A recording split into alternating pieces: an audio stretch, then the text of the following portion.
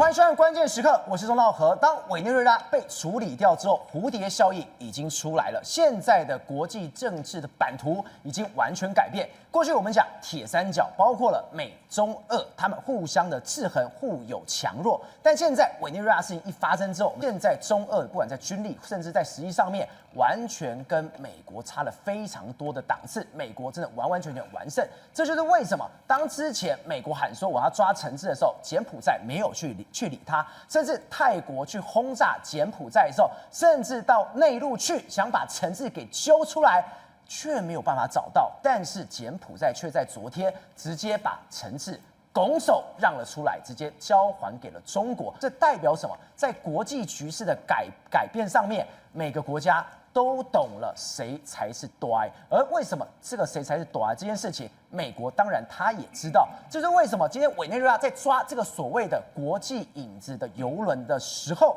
不是有个贝拉1号已经追了他快2个月吗？没有想到竟然在北大西洋的时候终于逮到了他，而且那个时候非常的紧张，因为那是一个公海，甚至他已经换成俄罗斯的国旗，还有俄罗斯的潜艇就在旁边。照理来说，美国应该是不敢打，结果没有想到他真的上船了，直接把船给扣了下来。而同一时间，在加勒比海有一个 Sophia 号，同时他也是挂巴拿马的旗帜。结果怎么样？你可以看到这些画面。他根本就是帮中国来运油的船，结果这2艘通通都被美军给扣了下来。中俄的实力在国际上的影响力，现在已经被看破手脚，他们完完全全罩不住了。好，我们现在接到今天的来宾，第一位财经专家黄世聪，大家好；时事评论员张宇轩，大家好；资深媒体人姚慧珍，大家好；资深媒体人吕国珍，大家好；专家林廷辉，大家好。好，这位资深媒体人吴正峰，大家好。好，稍后还有资深社会记者林玉峰会加入我们的讨论当中。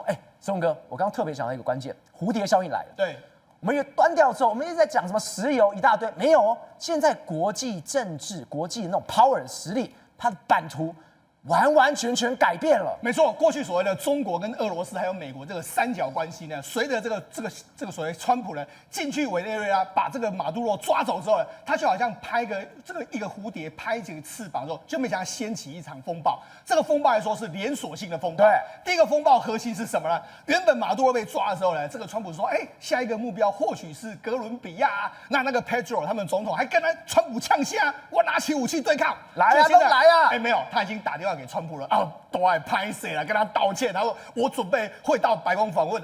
你知道找我这是什么意思呢？我要负荆请罪的意思啦。所以他已经周边的国家，这个哥伦比亚已经被他瓦解了。另外第二个国家是什么？我们知道，事实上去年10月的时候，美国不是说，我要起诉这个犯罪集团陈志吗？对，我扣了他的这个比特币之后，我还要抓他，就没想到，这个柬埔寨完全的没有把它当成一回事。就现在 Pedro 这个所谓马杜罗被抓之后，昨天的消息啊。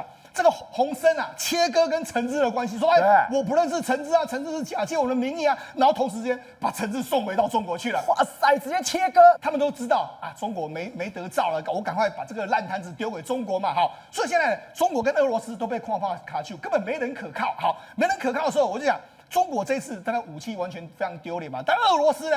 你想说好歹你也不能够惹俄罗斯，就没想到美军呢？美军就在这几天的时候，他在北大西洋扣留了一艘什么？扣了俄罗斯籍的船而且旁边还有什么？俄罗斯的潜舰就在旁边护卫。俄罗斯有潜舰，还有军舰在那边。就美军是美军跟俄国，美俄很少有这种好几十年是对峙对，那个是开战的对，而且俄罗斯还一直跟这个美国说，你不要扣，你不要扣，他是俄罗斯的这个邮轮，美国照样扣，所以你显见什么？美国根本不会给他信到俄罗斯啊，然后还在哥伦比亚加勒比海扣了一艘船，索菲亚号，它原本是无国籍，那后来又改挂巴拿马籍，那为什么？其实大家都知道它是中国的船嘛，它是中国的邮轮，所以照样把它扣下来。你看，中国跟俄罗斯邮轮，我给你扣下，我那个插你哈。那他扣了这个俄罗斯的邮轮之后呢？你知道他意有所指，你看他们在这个美国国务院上面来说啊，发了这个照片，对，人家这个照片很有意思哦。他本来有很多版嘛，这个川普总统是个行动派，之前不知道，现在你知道对？他有什么这个伊朗文版，然后有这个拉丁文版，还有英文版，他现在弄个俄文版啊，这是俄罗斯版的俄文版啊，那俄文版要看什么？当然就是给那个普丁看啊，就说你搞到气化麦，我就说，所以才跟你说，现在目前为止来说啊，他的这个翅膀拍动之后，全世界的格局完全被他改变的一个状况。而且是可以看到，2个月时间盯着这一台贝拉1号，对，在最精彩的时候，我再讲一次哦，这是好几十年没有看到，是俄罗斯跟美国军舰哦，对，旁边还有英国啦，对，军舰要对峙。你还敢抓？他真的敢抓，真的敢扣。对，我就说了，川普什么事都做了出来。好，我们现在讲一下这个贝拉1号。贝拉1号它其实原本在伊朗这个地方，因为什么？那因为它其实就是到委内瑞拉去载原油，回到伊朗来的。好，所以它其实也并被美国盯上。美国就看到这个贝拉1号，你看它从这个伊朗出发之后，穿过这个苏伊士海峡，然后再来到欧洲这样一个状况。它去年的12月1号在这个位置，对，然后一直进入到这个所谓的委内瑞拉这个时候是去年的12月17号左右。但是因为他一直想要去委内瑞拉，但当时美军已经在这个地方，所以他根本不敢进去，他一直在那边跟美军玩捉迷藏。当时美军还有尝试要登舰，就没有登舰。好，但是后来呢，没办法，我没办法靠近，那我要回去啦。对，所以他后来就回去了，因为他没有油哦，他没有从委内瑞拉载油哦，然后就往这个大西洋的方向走。大西洋方向走的时候，他这个今年的1月1号的时候，这个船在这个地方，然后紧接下来在1月7号之后，这个已经来到这个地方，然后在这个地方的时候，跟美军发生这个冲突。因为第一个，他原本这艘船叫做贝拉1号。然后美军在追他，美军他一直在后面追的时候追了什么？他原本叫贝拉1号，他原本的国籍不是俄罗斯籍，就他临时赶快升了旗，变成是俄罗斯籍。对，他赶快打给俄罗斯说，我要入籍，赶快。然后还网络上赶快改国籍，处理一下俄罗斯国籍。好，那改成俄罗斯国籍了，他还怎么做呢？美军来了，对不对？美军有这个空中在那边飞，那你知道他还在船尾的地方把它漆上俄罗斯的国旗的颜色，对，就我这个是俄罗斯的船啊，你不能够来抓我，不能够抓我。结果没讲，你知道因为他已经打给这个贝拉1号，他还改名哦，改名叫玛丽内拉号，还有玛丽内改名哦。你看改了国名，又改了国名，然后改了属地，然后又改了他的船名哈，然后结果没想到，你知道，他就赶快跟俄罗斯官方说，我喜欢俄罗斯的船，他一直在追啊。结果你知道，俄罗斯还跟美国国务院还有国土安全局说。这是外交，他提出外交请求哦，说你停止追捕哦。我们目前为止来说，已经有两艘，他还跟你表白哦，我们有一艘俄罗斯的军舰，还有一艘潜水艇在下面哦，对，请你不要追捕他，这样的状况，讲成这个样子，如果你是俄罗斯，如果按照过去的拜登或是说这奥巴马，当然哈哈算了，就没有。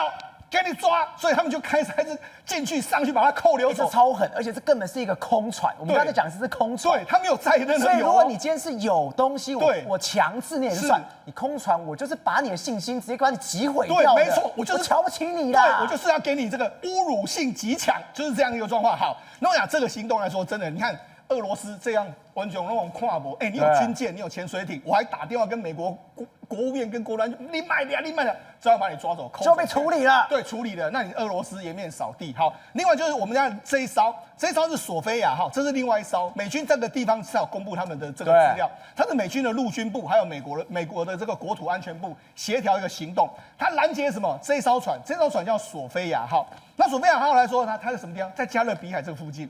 他进去这个委内瑞拉，这个有石油，然后出来之后，他原本没有国籍，正好那他也是突然之间升起国旗，我是巴拿马籍的，你不要扣我，就被这样不要扣我，照样美军，你看美军就登陆，垂降下来，垂降下来之后，你看很多美军就来了，美军来了之后下来之后就把你这个船给扣走了，对，所以你看索菲亚号这是中国在后面的船，然后还有这个玛丽内拉号，这是俄罗斯的船，照样给你扣，所以他等于是除了我让你的武器在委内瑞拉完全下西下井之外，我现在在公海上面就抓你的油轮，你要怎么样？不，你喜别安诺来气矿买啊！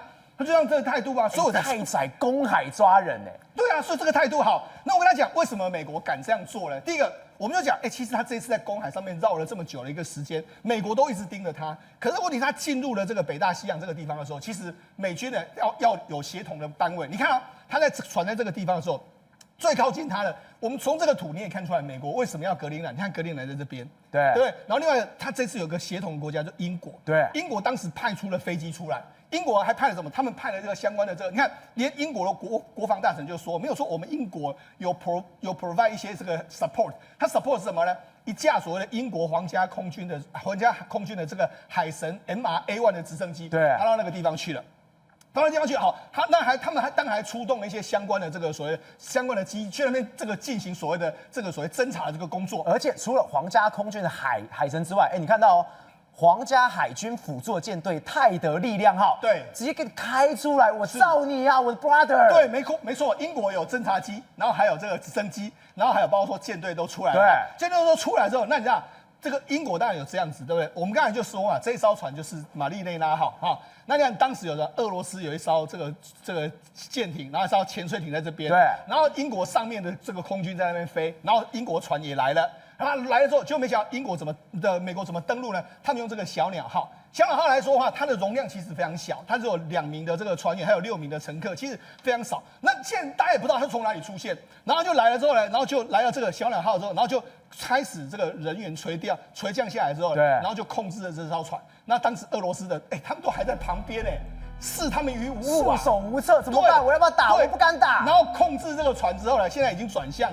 往英国去了。所以你俄罗斯现在没办法怎么样。所以我就说，这根本是美国展现一个什么？我在全世界各地我都有盟军。你看，譬如说这一次在这个大西洋上面有盟军，就是英国嘛。对。那你说在这个加勒比海有没有盟军？有啊，多米尼加不是这次就租借基地给他用吗？洪都拉斯很多国家都有租借啊。所以美军在全世界在集结，更不用什么美军到哪里，没有，全世界都是他的集结点，都可以帮我。我就直接扫荡你的。对，那你说他到亚洲来，日本就是集结点啊，台湾可能也可以帮他。如果他要台湾帮忙也可以啊，所以这是美军的力量。好，所以来讲这个力量，我跟他讲，这个看了1个礼拜，我相信呢，习近平或是这个所谓普丁应该看的都开始直冒冷汗啊。那你更不用讲其他人。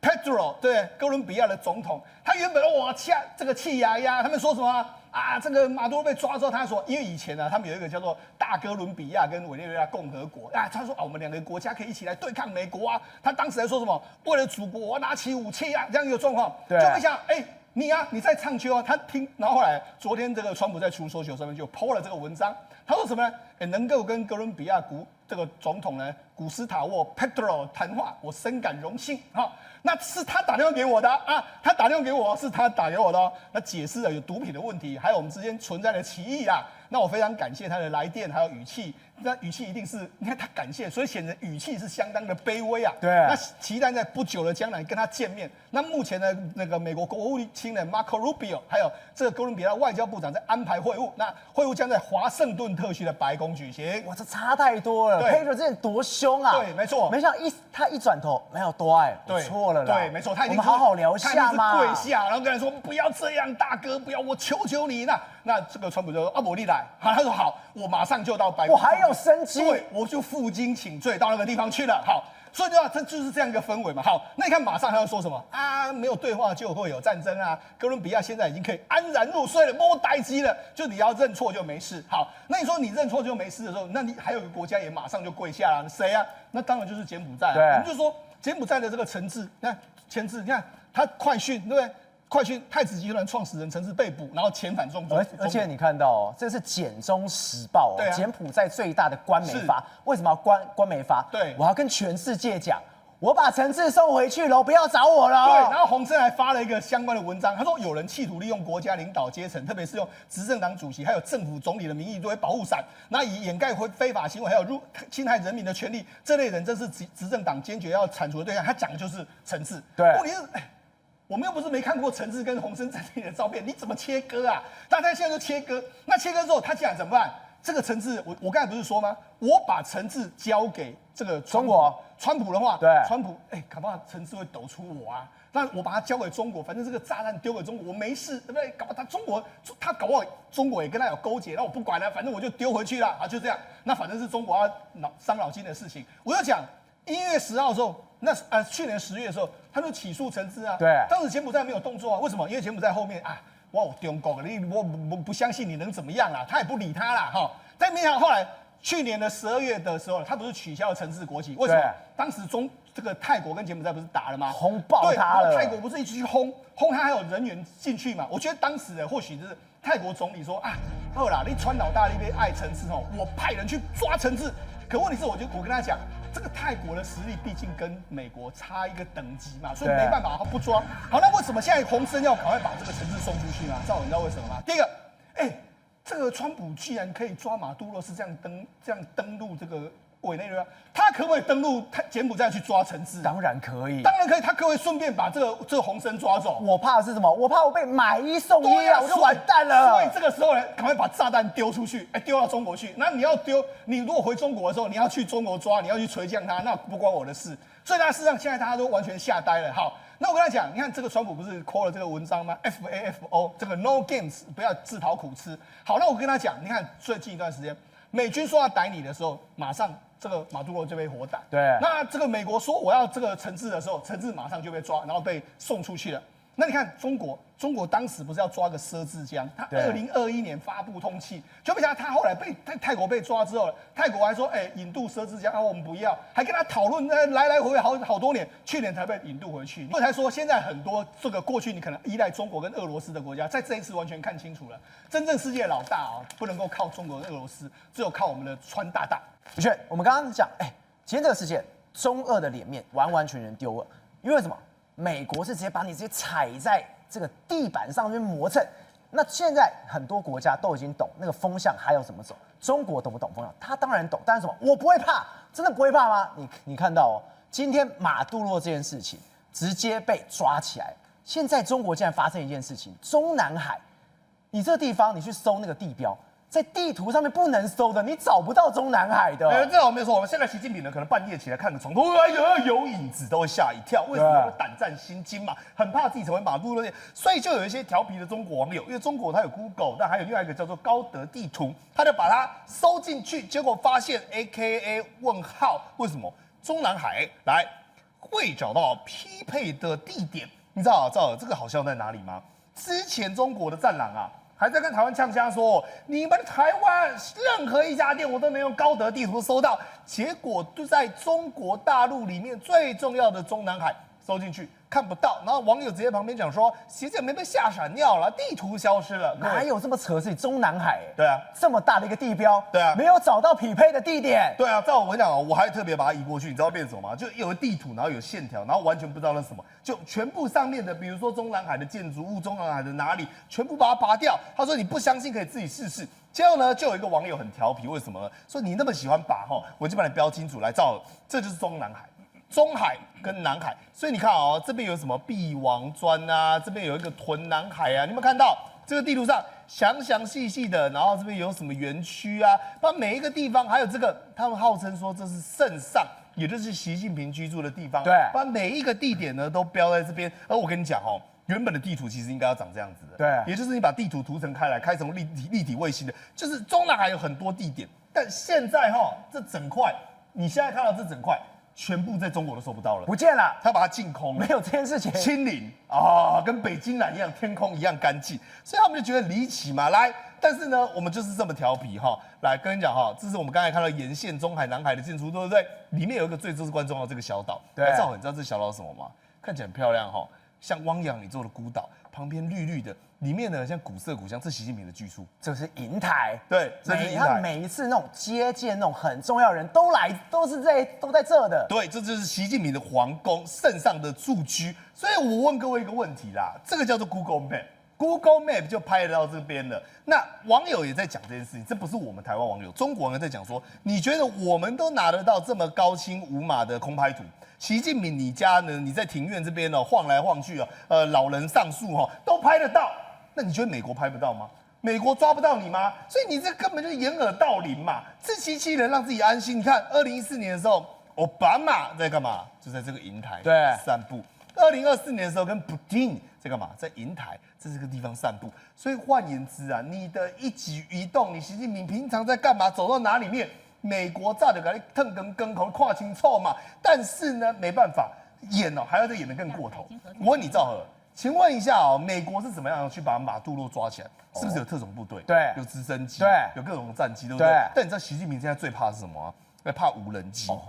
莫名其妙，他开始大规模的说，把北京所有的无人机都禁封。来，你知道他怎么样吗？来，赵尔，你看哦，这个是原本的北京，对，就这样红红一圈而已。禁飞区只有这样子而已。来，你看现在禁飞区有多大？它已经扩大到这么多，这边全部都是啊。对。我跟你讲哦，那个川普再抓下去哦，整个中国全进到我们讲的废掉无人机。所以习近平他到底是在怕什么？不就是个无人机吗？对，他怕什么？他怕被斩首吗？对他怕被攻击。说我看到你嘛，你身上什么都没带，我就要求你提供身份证。我一扫之后我就说，那是不是你有无人机是吧？哦，是。那好，你无人机放在哪里啊？你无人机有没有带着啊？没带着啊，没带着放家里是不是啊？那你现在才可以通行啊。你如果带着的话，你千万别给我进去啊！你别飞啊，你飞了会出事啊。所以代表说他不是说看到无人机才去抓，他是你走在路上他就会去盘查。因为我们刚刚讲这个规矩跟要点，代表说你的身份证都有登载，对，所以他那个公安哦扫过去之后说张兆和在家里有2台无人机，什么型号、什么款式他都会知道。哇塞，还要知道这么多？对，所以他现在就是你看到人就扫，因为他到底多害怕？他怕你无人机吗？他怕你藏包包里面啊。他怕你给他自杀式攻击啊，他怕你对习近平不利啊，所以看我觉得这句话讲得太好了，我太喜欢这个网友。他说：“三角洲哦，坐的是直升机，不是无人机，怕三角洲部队来抓了。北京让鸟飞吗？吓死了，就把他从被窝里带走。所以大家都知道，所以你看哦，所以这个网友干嘛？他从2026开始，就是我们讲大概最近哦，今年他直接把无人机哦绑在像那个自拍棒一样，各位这根本是笑话。对，你有没有看到？他把一个无人机用那个很长的一个杆子，然后就这样拿着，然后开始在那边东拍西拍，这个还叫无人机吗？你有看过有人这样拿着无人机的吗？搞笑嘛，因为就不能飞嘛，这飞有变成是我们讲局有了哈。但是与此同时哈，有一个人哦就很不幸，因为呢，习近平还没有被川普带走，但他先被习近平带走。对，这个人叫李毅。这个李毅你知道是什么吗？李毅之前不是我们之前讲过，他讲完之后打巴掌的那个人吗？对，他其实是非常高度民族主义。各位你不要误会哦，他不是反美，他旅外没有错，但是他是一个民族主义者，就是他主张说中国死3亿人，你要把台湾夺回来，所以他是爱中国爱得要死。他说这伯战而屈人之兵，善之善者也。那在特朗普那个不战屈人之兵，大军压境啊，城下之盟啊，齐心突袭啊，擒贼先擒王高啊。他那时候吹一顿，但他不是说川普很棒，他是在干嘛？骂习近平，他说你应该赶紧学，你呢为什么抓不了赖清德？你还讽刺特朗普，你真不要脸！你还给人家骂特朗普，然后讲完之后，知道你知道干嘛呢？啪，对，猛甚至极，他说他受不了，因为他总不能打习近平吧？对，他只要打自己啊，气啊！结果呢，结果他只是为了中国说你应该要争气一点，你不要输川普，你应该要勇敢一点，然后下一秒人就不见了。他被带走了，对，就传出说好像现在找不到人了哦，就人好像疑似被带走，就消失了。对，所以你看，习近平特别会处理这种啦，就是对自己人特别凶悍。遇到美国呢，我们讲了这硬不起来，但是呢，他还是有所准备的，好不好？不只是把这个李毅人给带走了，赵和，因为现在我们都知道中国的军备上将只有6个，军委只有4个，然后人少到不行。来，所以他跟你讲，今年新年度我们要大举征兵，祖国召唤你来保护习近平。广东深圳万丰社区，来各位，你看这个征兵处，对，你看那个画面，你会发现一个状况很尴尬，为什么？因为摊位摆在那边，帐篷架起来了，就后来发现一件事情，什么都有了，但偏偏就是没人来。因为我们刚刚之前就已经讲，为什么委内瑞拉这件事情这么重要？为什么现在还要把这个施压放到这个格陵兰上面？因为战略地位非常非常重要，而且还有矿产非常重要。那现在有非常多的说法，不是说之前川普说用武力去拿吗？现在是用买的吗？这件事情已经在美国甚至在国际上面讨论非常多。你看到《华尔街日报》特别是专门来针对这个题目过来聊，它是一个财经的媒体，它竟然这么认真去分析这件事情。他说，格陵兰岛直面的事实是川普不会放下执念，真的是要去干这件事情。而除了格陵兰岛之外，我们之前不是讲这个所谓的 Rubio 当总督吗？结果现在这么多张的照片，这一大堆什么？现在大家都觉得，现在川普真的是搞一个扩张主义的。这卢比奥那一张，台湾就是穿原住民的服装那一张，是这一张吗？对，然后下面那个是白色，那个是菲律宾，所以就是说亚洲地区的韩国、日本、台湾、菲律宾，他都要。对。然后这是指所谓的第一岛链。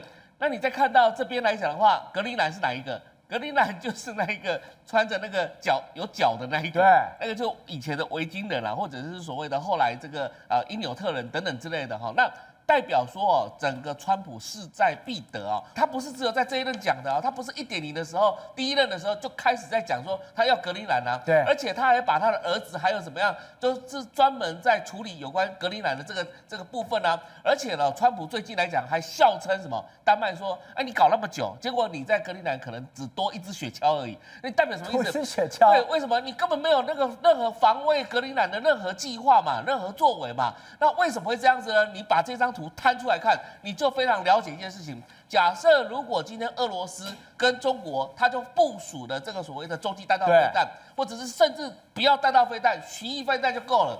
那如果是这样的话，你看哦，它如果不是飞越太平洋或是大西洋，而是飞越北冰洋。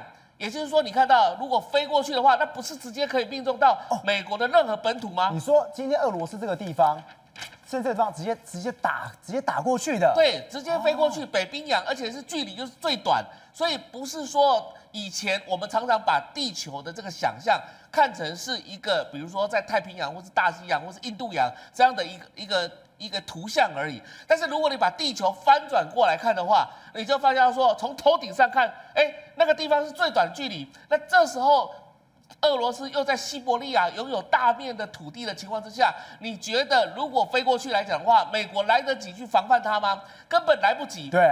但是你看到格陵兰的位置在哪里？刚好在中间。对。所以如果说你这个弹道飞弹在爬升阶段的时候，你在格陵兰上面有任何可以阻挠，就是说可以去拦截它的这个飞弹基地来讲的话，那在高空中就直接把它拦截掉的话，那对美国本土来讲，是不是涉及到国家安全的问题？如果你再看这一张地图的话，你可以很明显看到，长期以来美国就在玩这个游戏哦。不管从加州，好，右边那边就是加州，对，或者从北边那边是阿拉斯加，或是这个太平洋中间的马绍尔群岛，马绍尔群岛是我们邦交国哦，那里有一个雷根飞弹基地。在雷根飞弹基地来讲的话，跟阿拉斯加长期以来美国就在玩一个游戏了，就是从一边发射飞弹上去，一边另外再发射所谓的防御飞弹，然后把它打下来。但是如果这个图整个套到这个北冰洋上面去来讲的话，马绍尔群岛那个地方的概念就等于像未来格陵兰它要建设的这个东西是一样的。所以为什么我一直在讲说，这个美国它的战略部署上面、军事部署上面早就已经想定了格陵兰它要做什么事情。对，所以绝对不是说你丹麦可以阻挡的，或是什么可以阻挡。因为为什么会这样子？假设如果因为格陵兰它没有被拿下来，没有去进行这种防御措施来讲的话，美国被打趴了，美国已经消失在世界上了，你觉得丹麦还活得下去吗？宏观取材，厘清真相，犀利精准，深入剖析，时刻掌握关键新闻时事，不漏接。老时段，新气象，我是钟浩和，关键时刻2.0，全情出击。